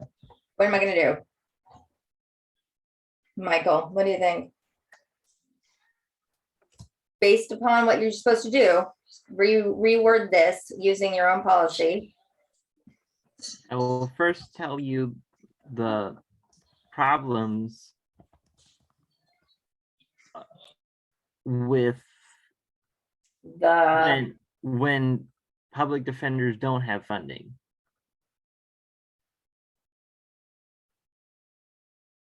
Say it in the status quo way. I will first describe the problems. Ooh, what if I said it like this? This will maybe tell you status quo. Current problems with public defenders. What is the problem with public defenders? Are they mean? Just kidding. No. But the problem with defenders, it's with the government. Yeah, they're what? with the government funding. There you go. And then there you go. So all you're going to do is first describe the current problems with government funding, and then offer ways the US government can increase. Does this make sense? Yes. Okay, cool. So if I was to say something like, to persuade my audience to exercise at least 30 minutes a day.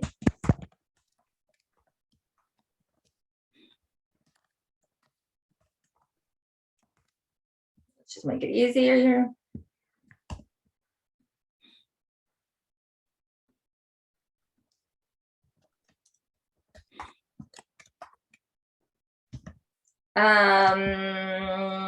Romulus, are you there? Yes, I'm here. Do you want to participate? I don't know if you want to tell me. What do you think the two main points will be? I will. Anybody want to help them out even?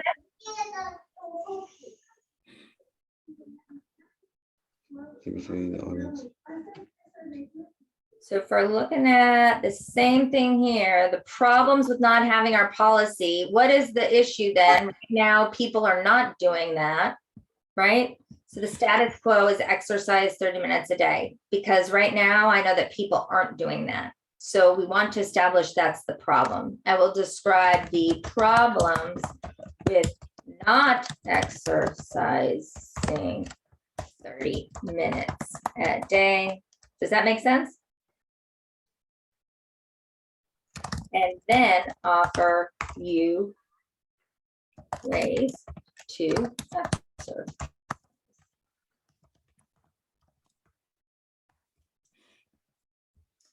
So I just want to make, are we kind of following along? Anybody want me to do another one? I can write yours.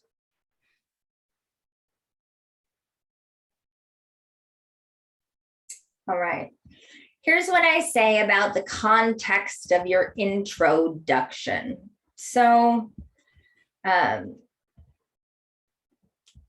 this is not a requirement for your speech at all, but instead something that I want you to get thinking about really before you get into your skeleton, if you can.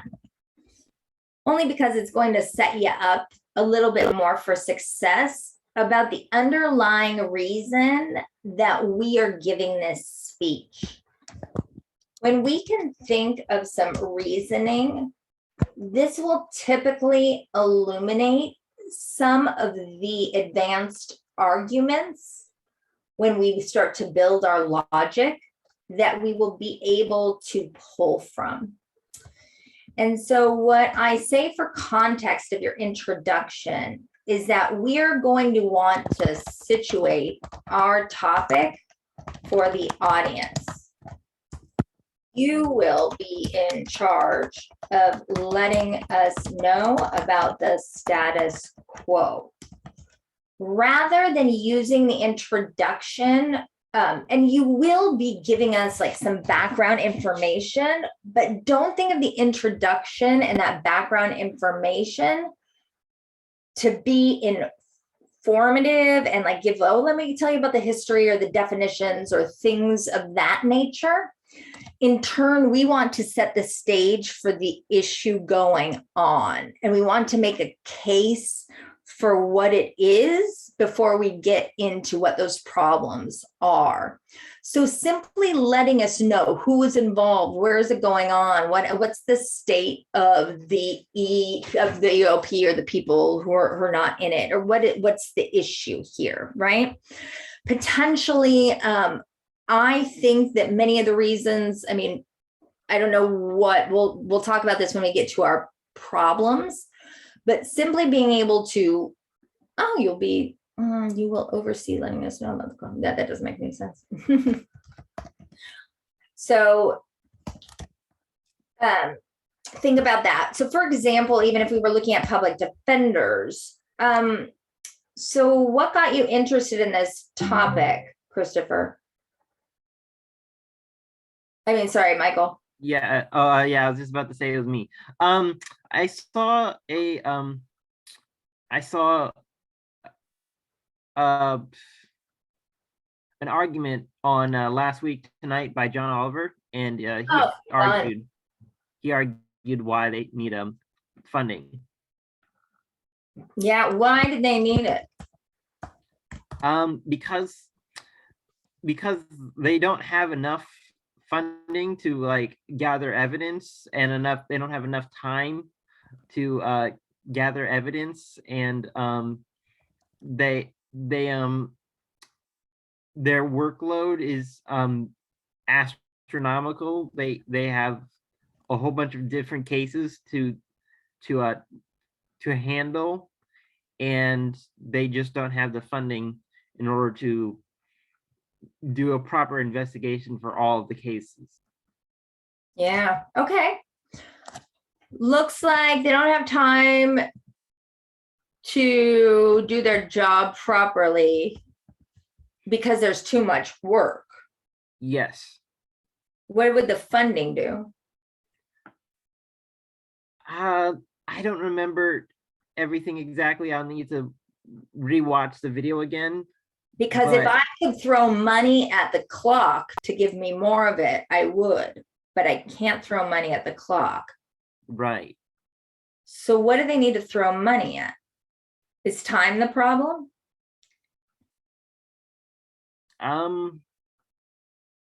It might be. Like I said, I'll have to watch the video again. This is simply me playing this game. These are my Socratic questions, just getting you to think about it.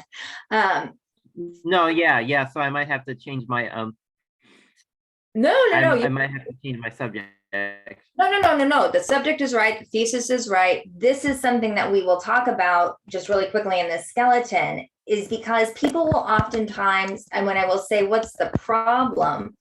We will talk about the effect of the problem. And you will be able to talk about those impacts. I don't have enough time to do my job. I can't get to all the people I want to. People are going by the wayside, right? Like, so we have to establish the actual problem, that they are understaffed. There's funding. They could increase that staff, right? Yes.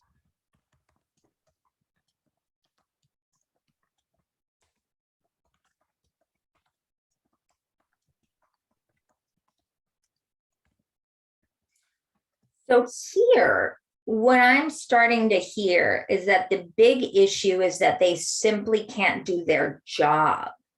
Yes. It isn't that they're getting paid crappy wages.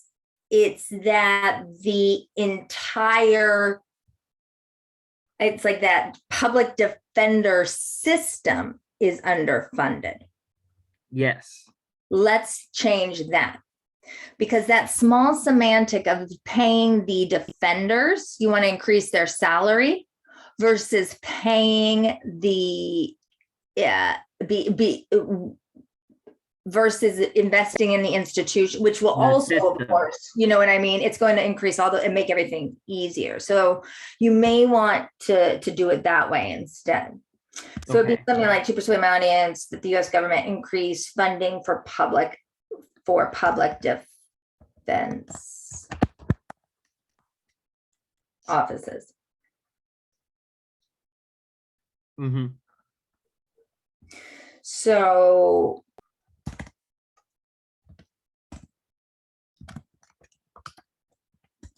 and that's a really good thing to note, because we don't always start to examine that. So the reason why I really start to encourage the writing of the thesis and the skeleton at the same time is because we may go through those same checks and balances that we just went through with Michael. Once you start to think about, okay, well, what am I doing this for? What am I looking at this for? And what's the reasoning behind it? What are the actual issues? When he started talking about the actual issues or the problems that he wanted to address, we realized, well, that's not something that's going to be able to be done even with the proposition that we wrote. So you may need to go back and change things around a bit.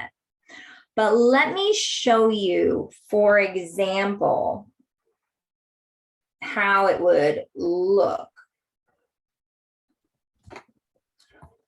When we get ready to go forward and write our skeleton, hold on, let me just grab this one real quick. That we were just doing.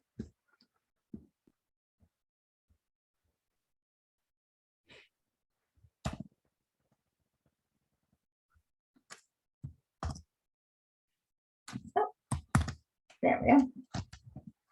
So then I will give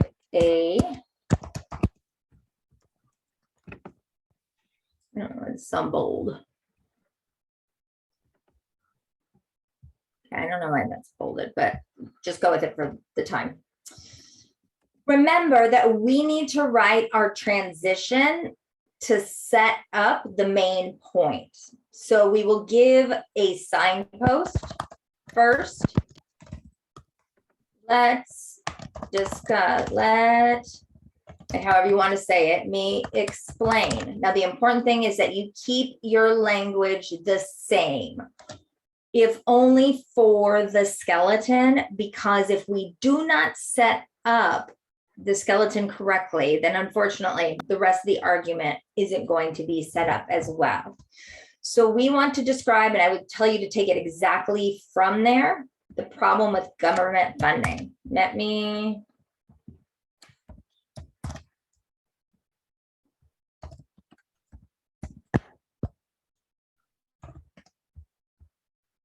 first, I'll describe the current problems with government funding.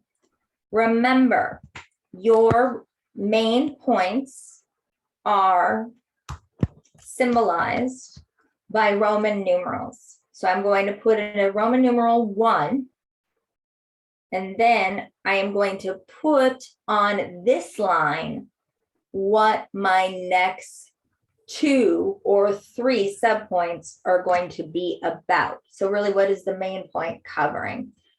In this case, you can say there are 2 problems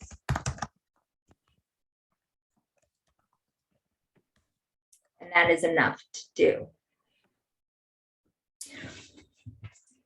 Each of you can do this exact same layout and this exact same structure. And it all, if you're noticing, all I am doing is copying and pasting everything from that what? Proposition.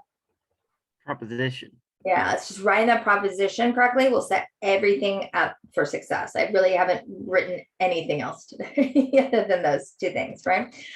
So there are 2 problems I will address. You are going to then be creating your subpoints. These are the topics that are going to be explaining your problems. This is where you will say, here is the problem. And so I encourage each of you to have only between 2 to 3 problems. Oops, sorry. Because of time. And what you will start to learn, and this is an important thing. So Michael, and I don't know who else, maybe somebody else popped in to say, well, I would say something like the benefits or the good things that it could do, right? Many of you are thinking, well, if my policy is here and it's going to like help and do so many things, where am I going to put that? Well, a lot of the times in this speech, you are going to address the benefits and the ways that it will help within that first main point and within that first main point's argument. So the important thing to note is that you are going to be needing to seek out 3 different types of support or information. You are going to want to establish the problems, but you're also going to want to find evidence that an increase, in fact, will take away that problem. You need to prove that the solution will work. Otherwise, why are we going to do it, right? So again, if you don't pick up these clothes during, the first problem with not picking up your clothes is that if there is an earthquake, you could trip over them and die. Let's just give it that way, right? I'm not gonna trip over them and get trapped or something like that. And I'm like, no, that'll not happen, blah, blah, blah, right? But if I don't provide you with the evidence to show the plausibility and how many times people have done that, and I'm going to need to show you that, in fact, if I cleaned up, it could prevent the death of that situation. Okay, then that's possible. That's a terrible argument because let's be honest, those are ridiculous like claims that I'm even making to begin with. So that's why it doesn't work. But we can look at something like this. So, you're going to want to make sure that if I'm saying that an increase in funding, so how are we going to find out if funding is going to increase and help or not? Where am I going to find that evidence? Well, it's in stories probably like John Oliver's, who sat out to tell you that there were problems and then there were potentially also solutions to help, or this is what it would do, or this is how it would work. Any single, and why I said before, organization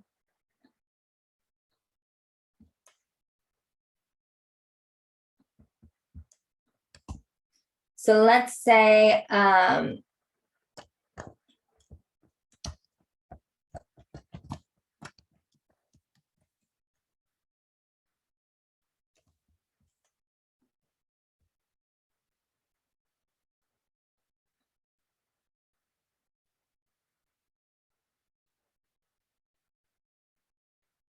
so if somebody wanted to apply and look, and if they want you to get into it, typically if individuals are going to encourage you to join or do something, they're already going to be laying out the issue of what is going on and then maybe the ways that you can do it. So if you wanted to think about like any type of organization, like maybe who's already, let's see, what would we think about? How to, let me think even what I could do here.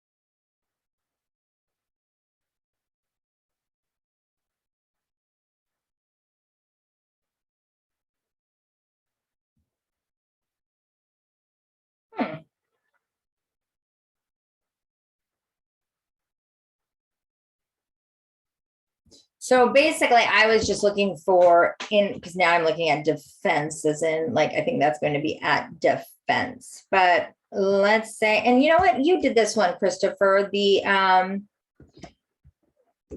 was the prisoner project? The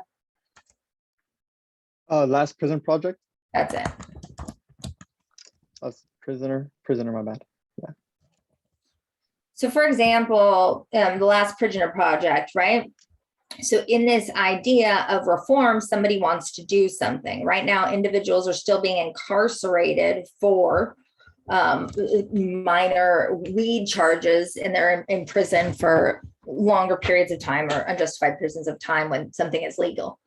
So what is being done are these organizations. So basically, all of these organizations will let us know what's going on, what's the advocacy, what are people doing, what's the stories, but really the about us and the mission and vision. Here they have an attention getter.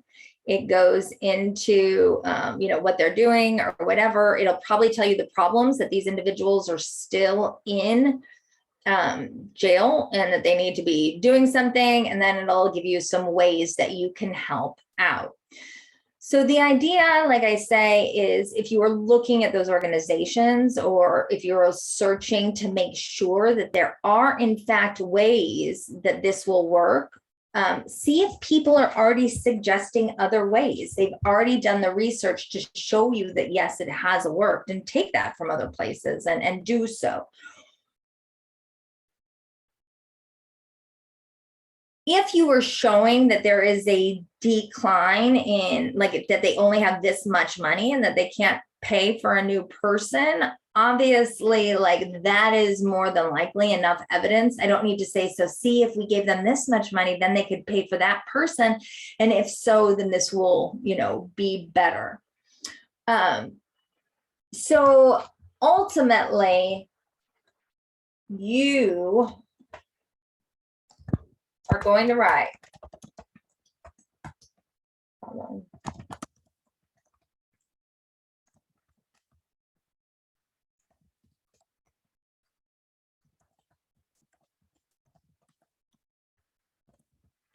Right. And then you'll do the exact same thing. The second problem that comes from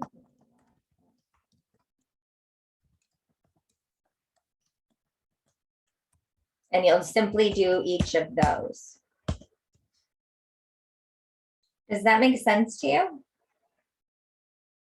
And so what it really sounds like here also is that when we were talking about the context of the introduction, the issue here a lot is that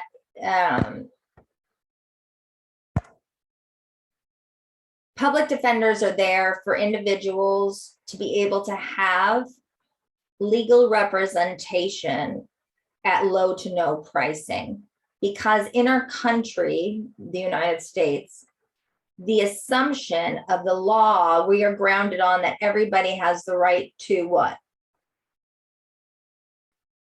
A fair and legal trial. There's nothing fair about not being able to get the same representation as somebody else. So how am I supposed to have a fair and legal trial?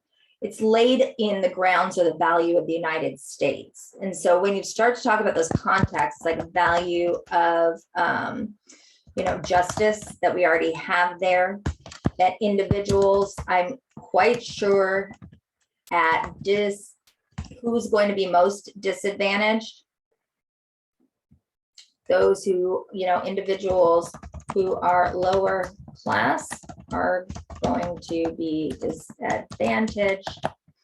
So getting an idea as to the reason of what you are arguing and why you are going about this speech is a great way for you to start working on the reasoning of your argument just in advance, knowing that when I go down and I say, well, there's a lack of funding, and if there's a lack of funding, then the blah, blah, blah, and the blah, blah, blah, and the thing, and then that all goes back to this. And I mean, if we're sitting here in the United States of America, people, shouldn't our Justice Department be able to provide justice?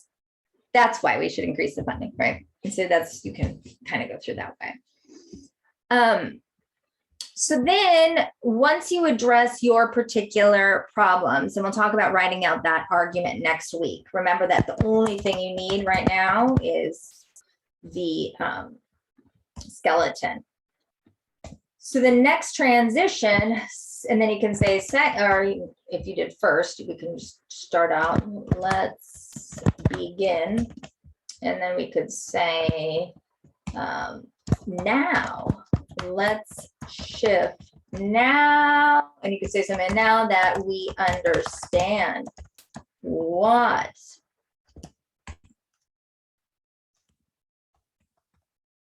the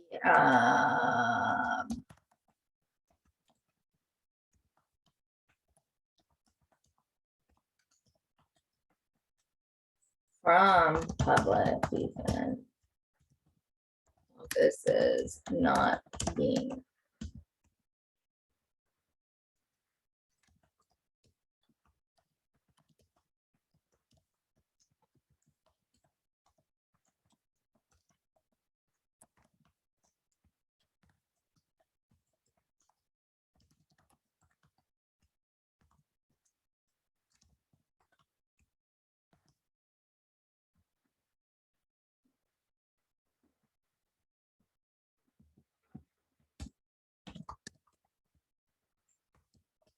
And so I'll take it right from it, offer ways US can increase funding. And so say,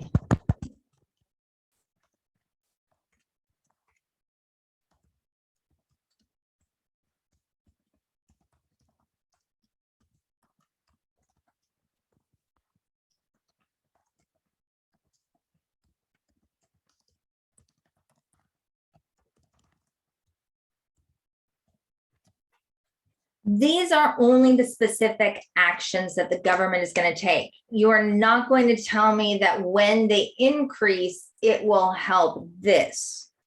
That is what you were going to do in your argument when we talk about that first argument a little bit more. When we start to develop that argument, you'll be able potentially to talk about that funding or what it can accomplish. But again, we will get to those steps as we go forward. The important part here is that you are simply doing the solutions, right? The first way, the second way the government can increase. We'll talk about this way. So in essence, and hopefully this makes sense.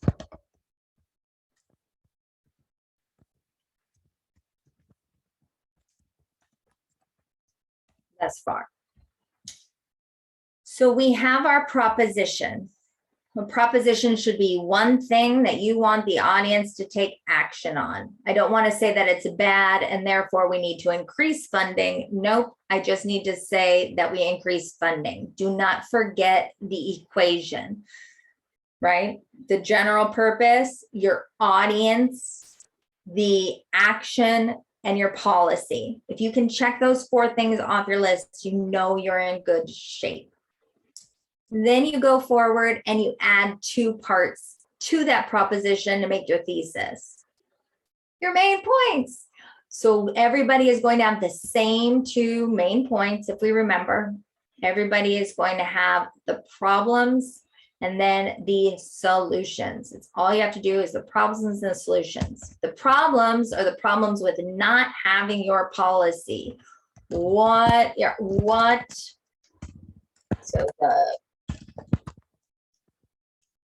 you'll always say, I'll describe the current problems with non-having or with doing or whatever.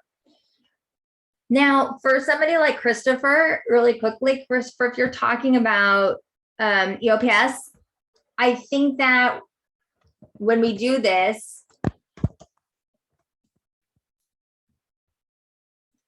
is it a problem if I am not in the organization?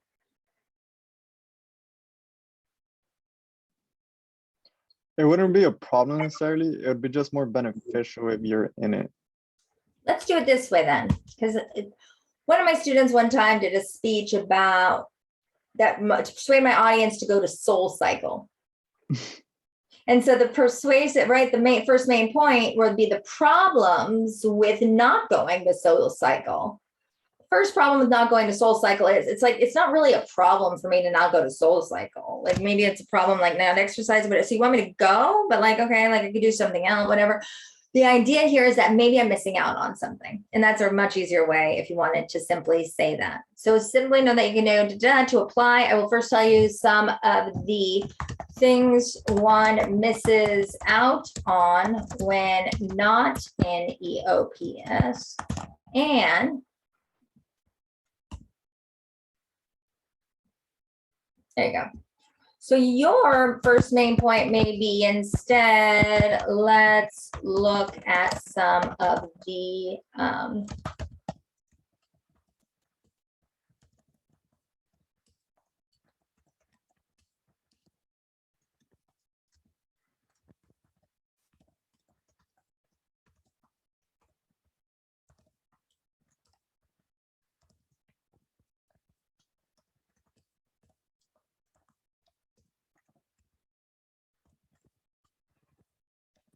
right? And then you'll just do it like so. Then when you come up here, you're going to tell us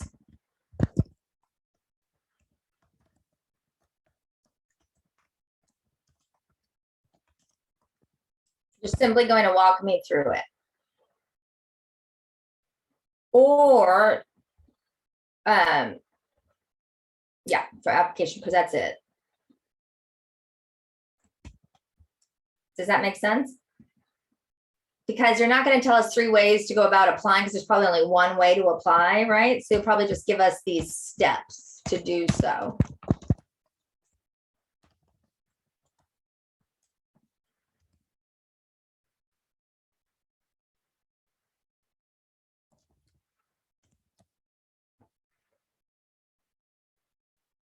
So talk me through just 5 seconds of talking me through this, and then we're going to go and we'll have our students, the rest of our students do their speeches.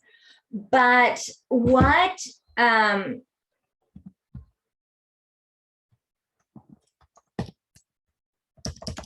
between these 2 words, applying and joining,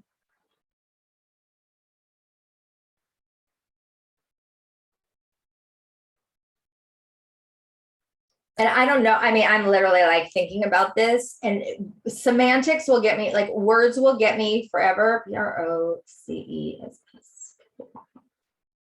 Because it just will, mostly because meaning means. In my head, it's like, do we want to talk about just applying? Because what do I miss out on by applying? The one thing I miss out on is getting in. But the idea is that I think if we use the word to SMC, to join. Does that make sense?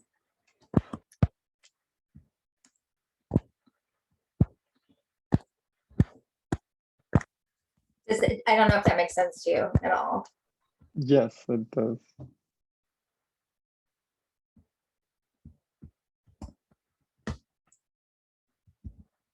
All right. So then that still makes sense when they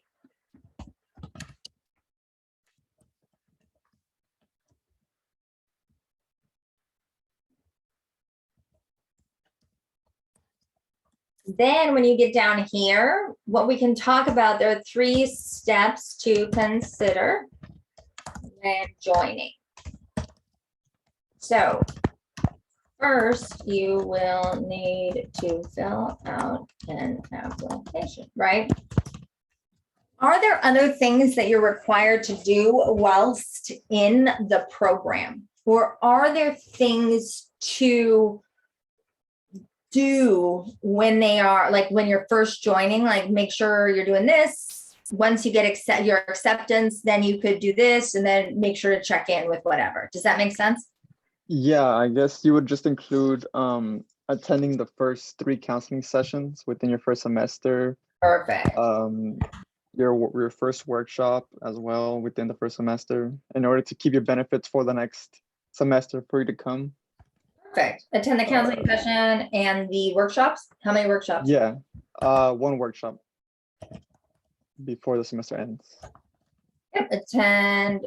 I mean, what benefit, right? 3 counseling sessions. Perfect. So you can tell them a little bit about that and what to do and all that. Does that make sense? Yeah, it does. Okay, cool. If I copy and paste this for you, is that good for you?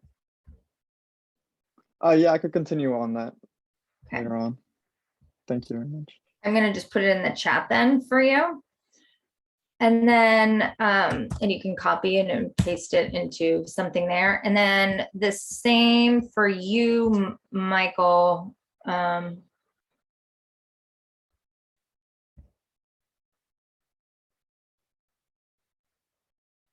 Michael, and you know what, for the both of you, I'll just send you this document when we're done. I'll email it to you. Great, thank you Okay, so sounds much. good. Yeah. Thank you very much. Yeah.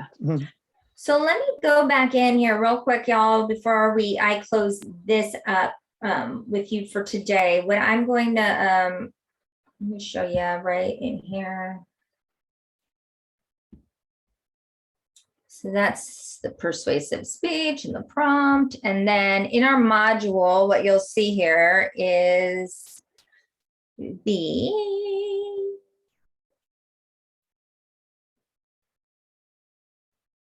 All right, hold on.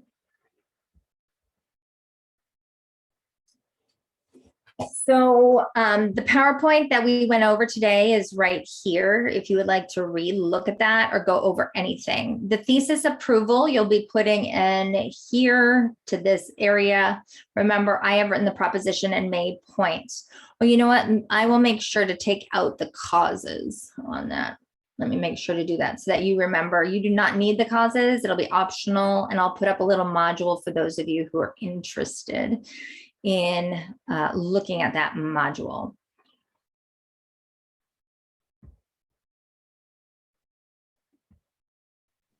Can you also post the video of the rebuttal that you mentioned earlier? About the Yeah, I'll speeches? put that. Yeah, I absolutely will.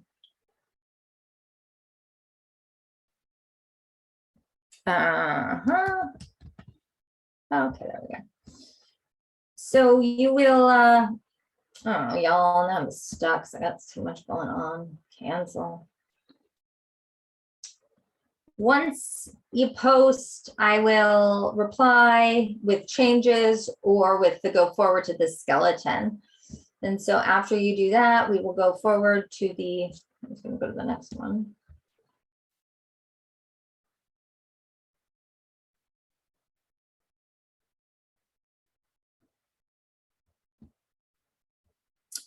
Down here, the skeleton assignment is written up here. Make sure that you are writing it in proper MLA format, how we reviewed. Write all of your subpoints in full sentences, making sure they are reflective of the same language in the proposition. And make sure that you are using that approved proposition and thesis word for word, cut and pasted from the approval. Because if we start on that skeleton and we go down the wrong line, we don't want to say that. And so you can always refer to the sample skeleton here for your own